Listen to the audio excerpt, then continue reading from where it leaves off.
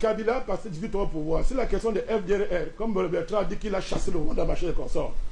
Mais il a fait 18 ans. On devrait parler du FDLR, puisqu'il a 18 ans pour finir avec ça. Kabila, c'est un Rwandais.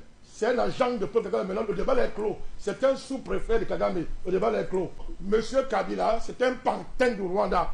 Le chef de l'État de la RDC s'appelle Paul Kagame pour le compte des États-Unis. Voilà la situation jusqu'à ce qu'aux États-Unis arrive un changement.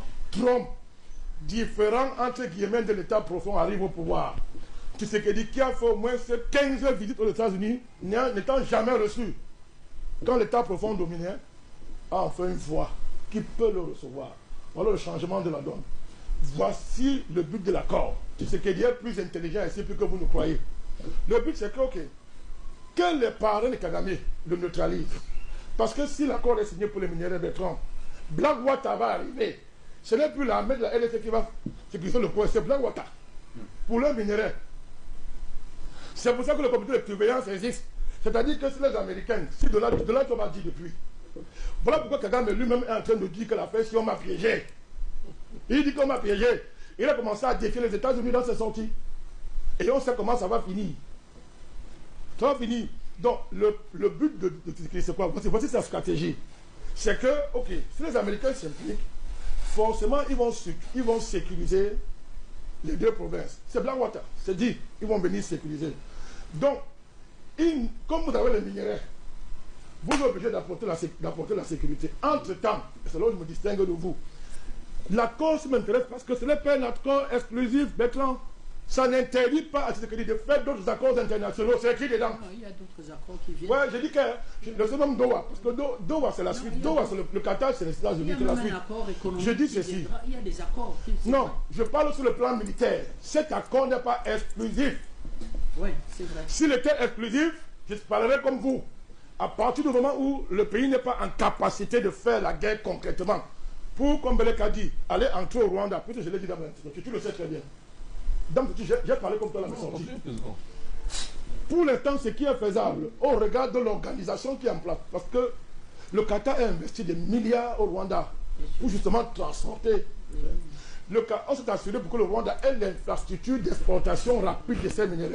En RDC, ça n'existe pas. Ça n'existe pas. Le temps qu'on crée ça, le temps qu'on fait tout ça, le pays fait quoi? Le pays fait quoi? Les Bazalado, on peut être ce qu'ils sont, mais ce n'est pas une armée organisée. Il faut que l'armée émerge avec un nouveau commandement. Après que l'armée ait été phagocytée pendant près de 30 ans par le Rwanda. Et l'Ouganda. L'Ouganda, pour l'instant, même un peu peur. Il fait semblant de fuir. Mais il est là. L'Ouganda est là. Il est là. Il est là. Donc, quand c'est qu'il ici, là, avec l'Ouganda, il croit que Museveni est sincère. Après, c'est là qu'on l'a dupé. On l'a dupé.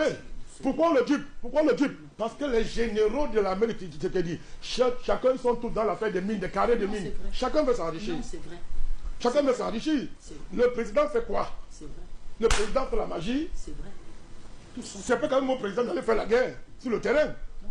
Quand le président décide que, bon, ok, allez faire la guerre, on dit qu'on ne fait pas la guerre. Les généraux donnent l'information au gars du 1-23. Il paraît même président que quand il y a réunion militaire de haute sécurité avec Tshisekedi, la réunion finie, Kagame et Museveni lui sortent le compte rendu de la réunion. Mais c'est clair et net. Je dis c'est incroyable.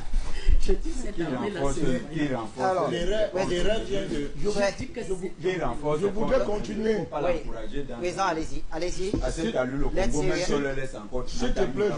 te plaît, je l'attends. Je vous en prie. On ne fait pas la politique avec des émotions et des déclarations. On gère le réel.